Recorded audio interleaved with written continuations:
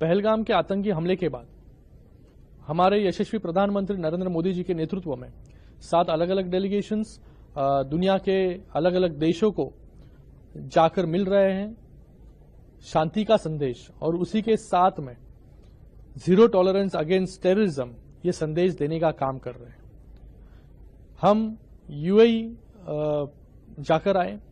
UAE ने पूरे ताकत के साथ भारत का समर्थन किया और 2 दिन से हम डीआर कॉन्गो में हैं। डीआर कॉन्गो और भारत का भी एक अलग नाता रहा है। हमेशा डीआर कॉन्गो भारत के साथ खड़ा हुआ है हर एक इंटरनेशनल फोरम में, और भारत ने भी वैसे ही रिस्पॉन्सिबली उनको हर इंटरनेशनल फोरम में समर्थन देने का काम किया है। जब हम यहां पर आए और अलग अलग डिग्निटरीज और अलग अलग लीडरशिप को मिले, हम यहां पर ऑनरेबल वाइस प्राइम मिनिस्टर इनसे मिले, हम यहां पर honourable president of the senate उनसे मिले, हम यहां पर honourable speaker of the national assembly और ऑनरेबल फॉरेन अफेयर्स मिनिस्टर्स इनको जाकर मिले, और इनको हमने भारत किस प्रकार से टेररिज्म के खिलाफ लड़ रहा है, आतंकवाद के खिलाफ लड़ रहा है, किस तरह से भारत पर गए 4 दशकों से आतंकवादी हमले होते आए हैं और पूरी ताकत के साथ भारत उनसे लड़ रहा है।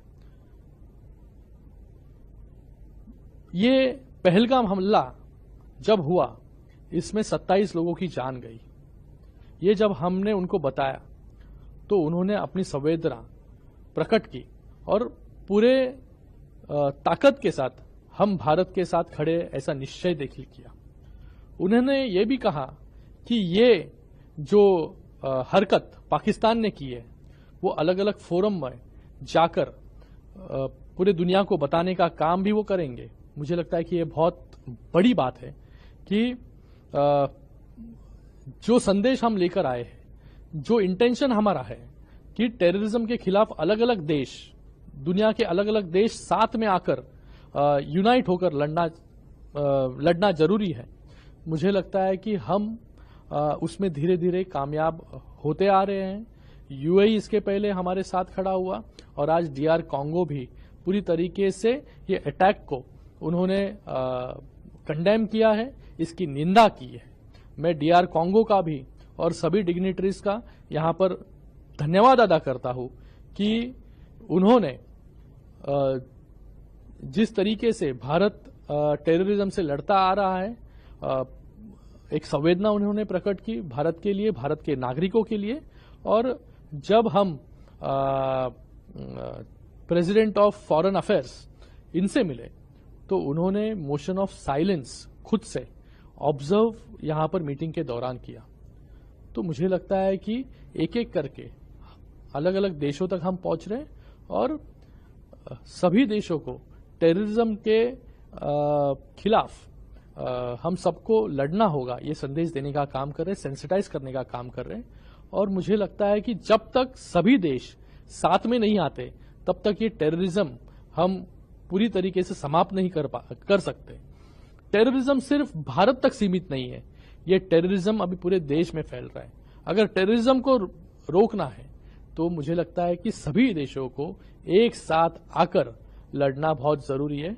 और हम जिस मकसद से यहां पर आए वो मकसद धीरे धीरे पूरा होते हुए, दोनों देशों को अगर देखेंगे, दोनों देशों को अगर कंपेयर करेंगे, जो 2 देश भारत और पाकिस्तान एक ही समय आजाद हुए, लेकिन आज भारत कहां पहुंच गया और पाकिस्तान कहां।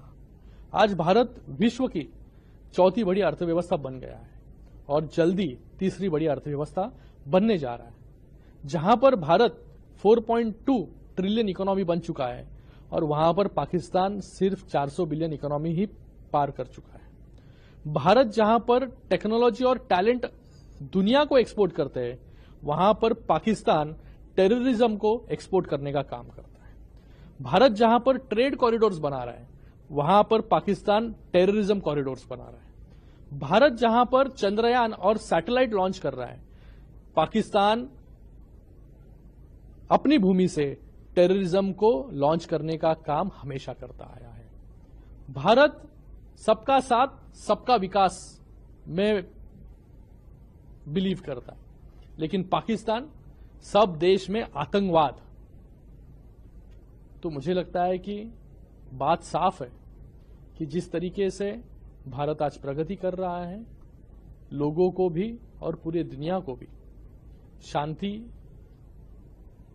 अपने देश में प्रस्तापित हो, यही चाहिए। अपने देश में डेवलपमेंट हो, और भारत दोनों फ्रंट पर लड़ रहा है। एक तरफ टेररिज्म से लड़ रहा है और एक तरफ टेररिज्म से लड़ते हुए अपनी इकोनॉमी भी संभाल कर